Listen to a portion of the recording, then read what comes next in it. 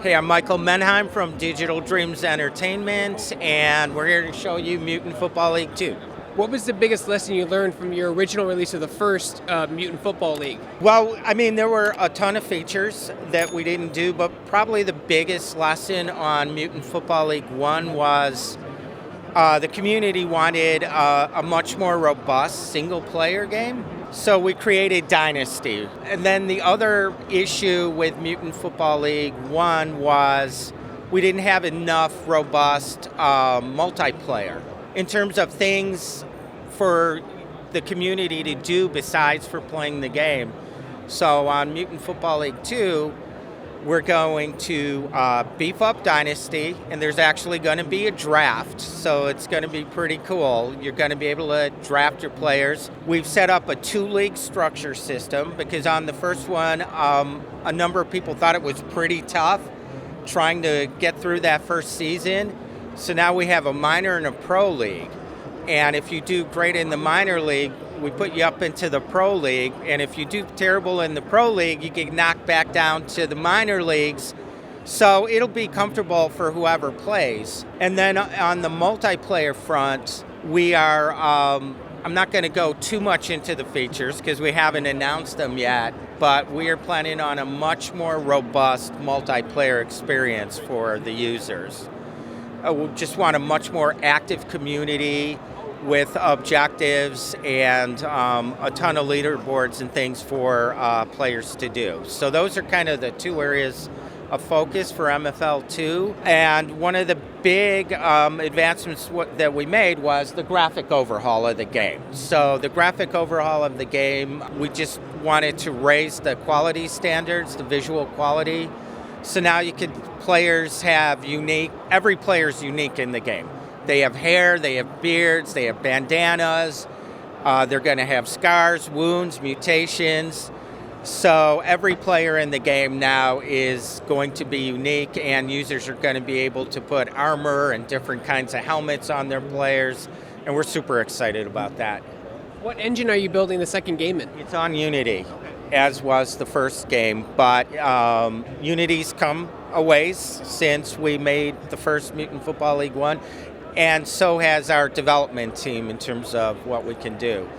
And our team's in Ukraine, so they've kind of had a tough time of it. It's quite challenging dealing with the power outages and everything.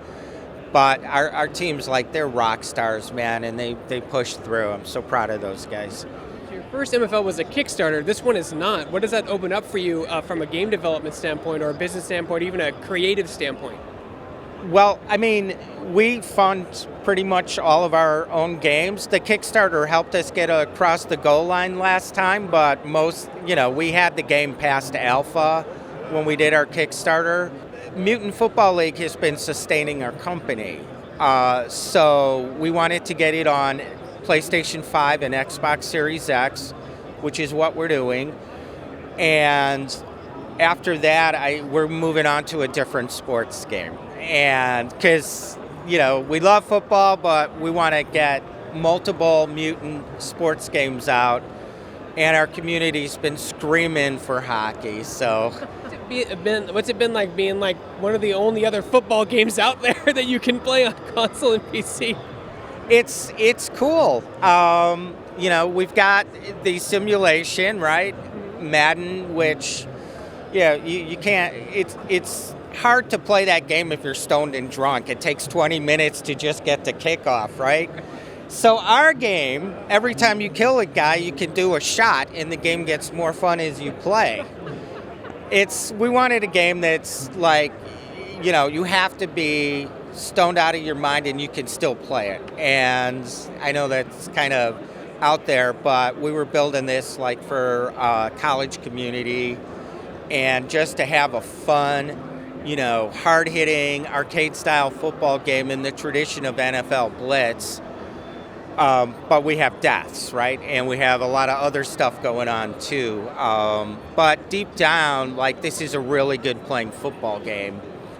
And it's got layers of depth, but you could pick up the controller and play it right away, so. What What are some of the challenges of getting your game on the original game, MFL 1, not the original, but like the new one, on platforms like Xbox, Switch, and PlayStation? The game actually was really fun. So you send in a demo and it's just fun and it's easy to play.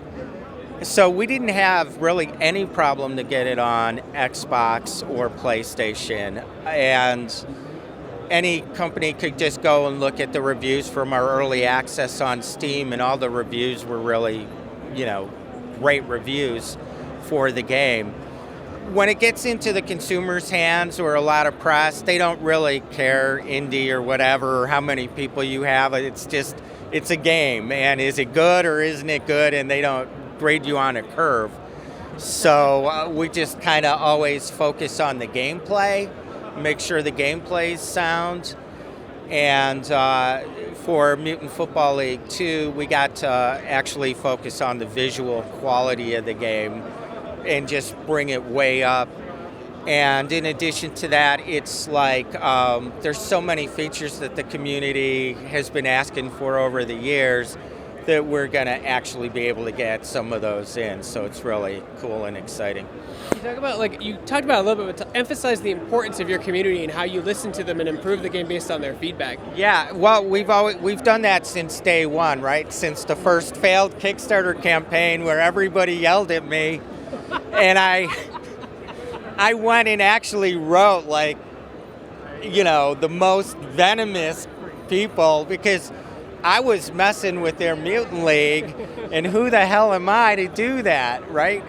But I did the original Mutant League, so I literally went to everybody and wrote them, and so what's the issue, right?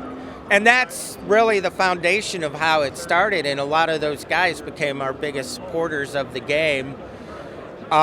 People write me all the time. I mean, I just responded to somebody who wanted all the roster names. Can you send us that for every team? And I was like, dude, I can't.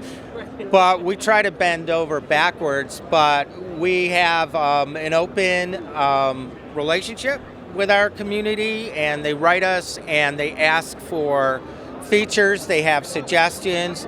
Before we ship, we always put a beta live for our hardcore community, and they get to pound on the game 5 months before we ship and tell us everything they hate about it, because that's what you hear first.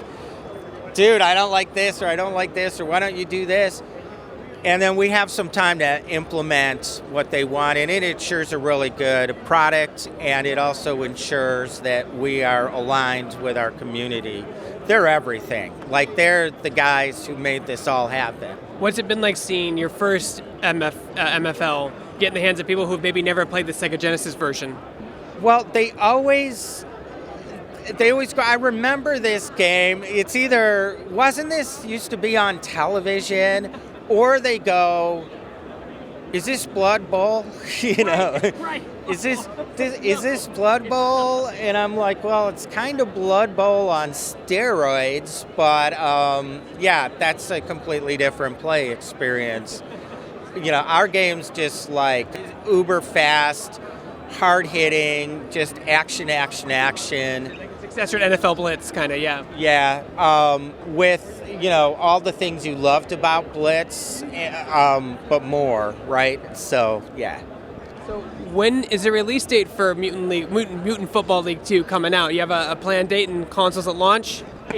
That's a tough one, because it's so unpredictable with what's going on in Ukraine that I can't make promises.